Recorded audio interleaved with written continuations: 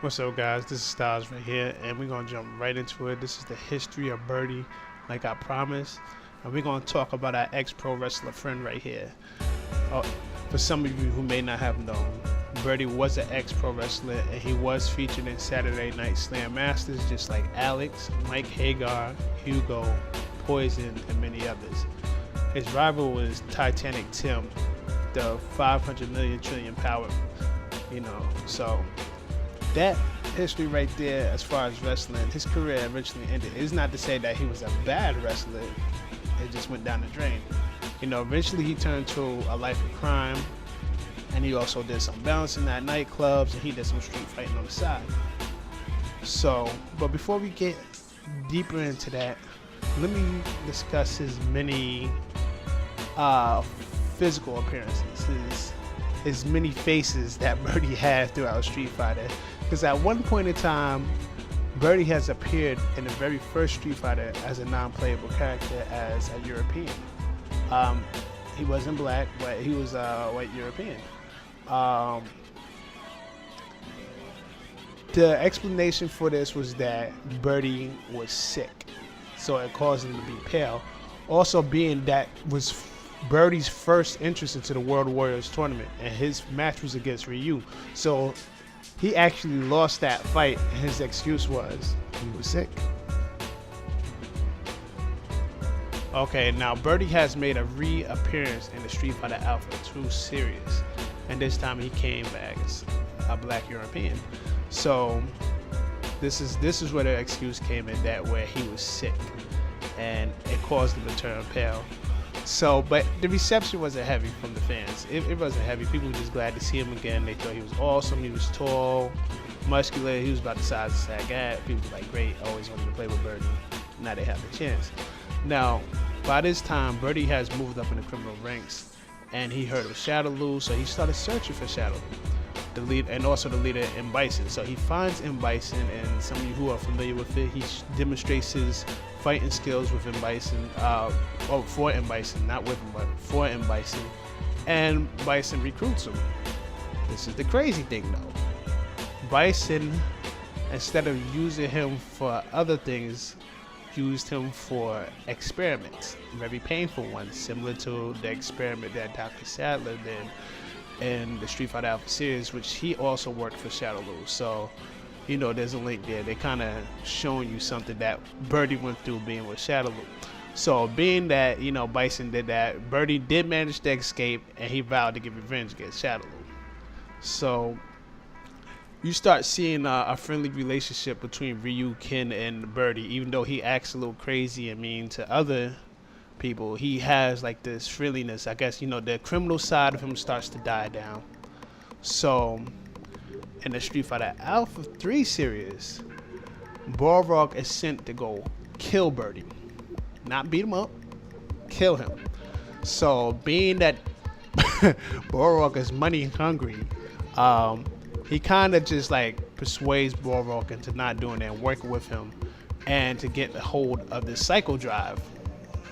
But Balrog is a little stubborn and incompetent with certain things sometimes, and wasn't really grasping what Birdie was trying to say or do too much. But he did understand, let's get this device and sell it for some money. Not knowing that Birdie was being watched by M. Bison. Bison was watching his every move. And looking at what he was doing, as well as Balrog. They went to go get the Psycho Drive, but by then the Psycho Drive had blown up. It's been completely destroyed by the U.S. Air Force and Charlie Gile, all these people who were involved in taking down Shadaloo.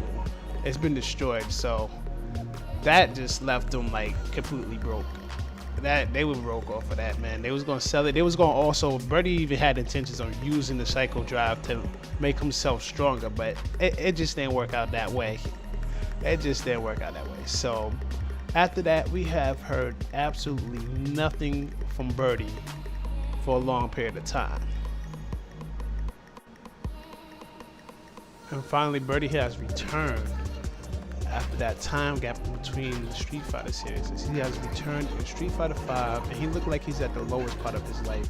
May possibly be homeless, maybe. which was the fate of Borog.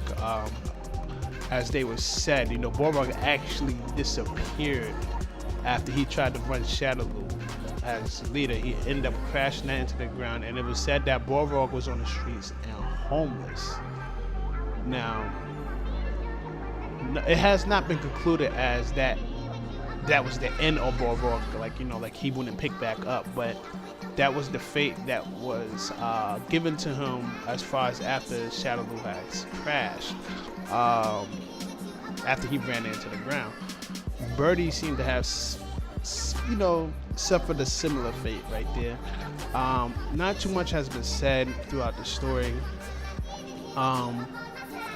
He's very overweight, and now the reception from the fans about him being very overweight, it was really harsh. They really didn't like fat Birdie. It didn't bother me much.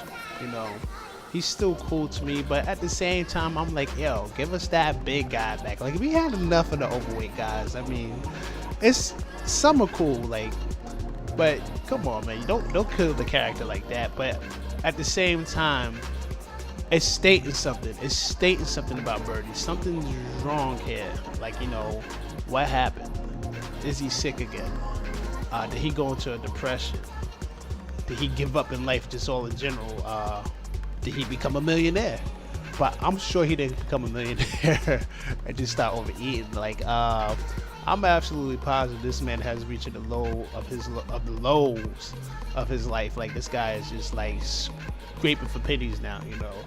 He's doing what he can to get by. He's definitely not with Shadowloo anymore. Maybe in this series right here, you may see Birdie and some type of relations with him and Shadowloo, but or Shadowloo, whichever way you want to put it.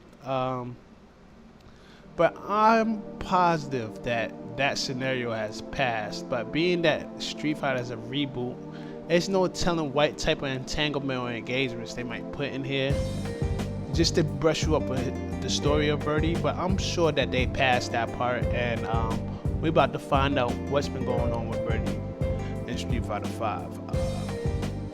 So yeah, that's the history of him so far. This is all that we have on Birdie right now and what he's went through. And yeah, I'm gonna wrap it up right here because I'm just gonna be rambling from here on out. So I'll catch you guys later. So stay on the lookout for the history of Cammy. It's coming soon, and I'll catch you guys later. All right, peace.